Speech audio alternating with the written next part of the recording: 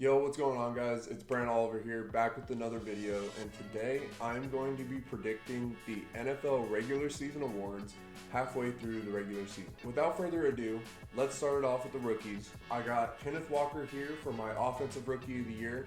I think this dude has been an absolute stud ever since Rashad Penny went down. His last 5 games, he's got 512 rushing yards, 7 touchdowns. He's got a touchdown in each of his last 5 games since he's taken over as the starting running back. I just think this kid's playing out of his mind.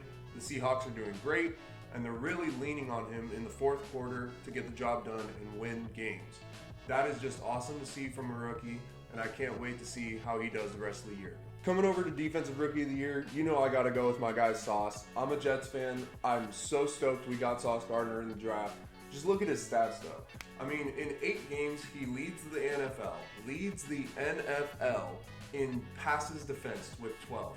He has 2 interceptions. One of them came yesterday against Josh Allen, and he's just been playing out of his mind. I mean, he's held Stephon Diggs to a season low in receiving yards, Cortland Sutton to a season low in receiving yards, Tyreek Hill to a season low in receiving yards, Jalen Waddle. I mean, the dude is an absolute stud. You just can't say anything better about Sauce Gardner. He's already a top 5 corner in the NFL as a rookie, and he's just playing amazing. Our next award is Comeback Player of the Year, and I don't think there's any doubt about this one. It has to be Derrick Henry.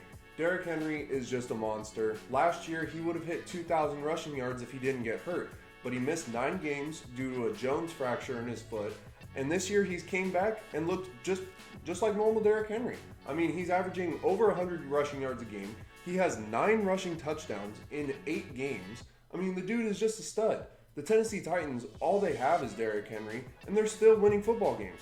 You just cannot stop this guy. He is an absolute man amongst boys out there on a football field, and nobody wants to tackle him. And it's just going to get worse as the season goes on and it gets colder, and people just don't want to bow up and make a tackle. So coming over to Coach of the Year, this was a tough one for me because I think there's a couple coaches, in my opinion, that could be the Coach of the Year. But for me, it's got to be the New York Giants head coach, Brian Daboll. He's just absolutely done a complete 180 with this Giants team. Daniel Jones actually looks like a good quarterback, and you saw what he did with Josh Allen in Buffalo. He turned Josh Allen from an absolute bottom-tier quarterback his rookie year to a top-tier quarterback his second year in the league. Daniel Jones has made that flip, and honestly, the Giants are better with Daniel Jones in there. I think Saquon Barkley has been having his best season of his career. I mean, the Giants are 6-2, even though they don't have as much talent as some of these teams that they beat.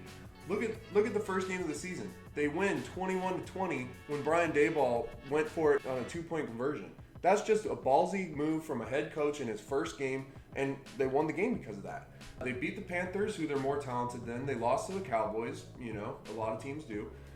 Beat the Bears. They beat the Packers in London. They come back to New York and they beat the Ravens at home.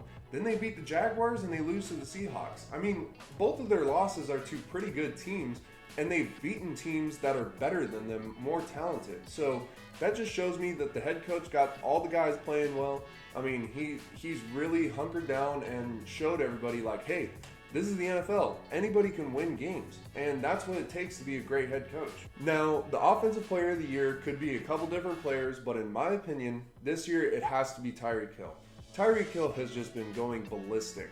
Tyreek Hill has over 1,100 receiving yards and 76 catches in just 9 games. He is on pace for over 2,000 receiving yards, maybe the first receiver to ever do that in NFL history, and 143 catches. That is absolutely insane. Tua has just been throwing him the ball deep down the field, and Tyreek is just one of those guys that's a difference maker on offense. He could easily put up 2,000 yards this year, and if he does, that's Offensive Player of the Year.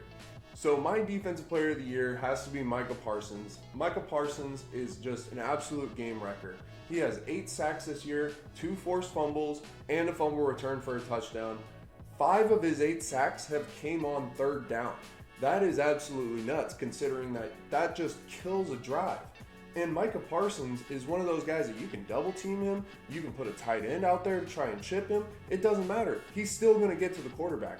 He is one of those elite pass rushers that just come around once every generation. The Cowboys are so lucky that they got him. Micah Parsons is by far the biggest difference maker in the NFL on the defensive side of the football. He forces fumbles, he sacks the quarterback, he gets solo tackles, he'll tackle a running back in the backfield. He just does it all. And you can't double team him, you can't try to block him because he will just get it done.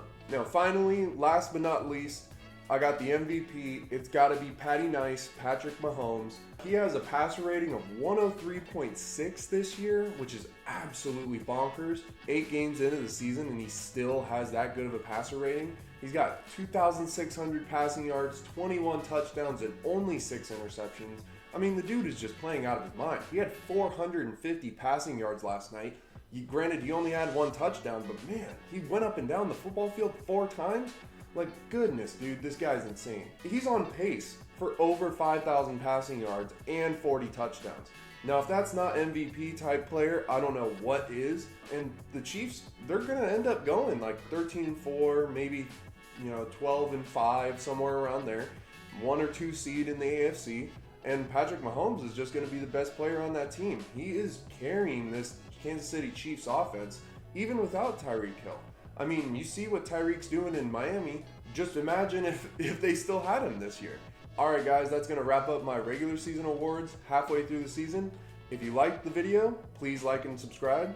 If you got any different opinions, or you think that I missed a player, or you just want to voice your opinion, let me know down in the comments. I'll read all of them. Stay tuned for more content, and I appreciate you staying to the end. All right, peace.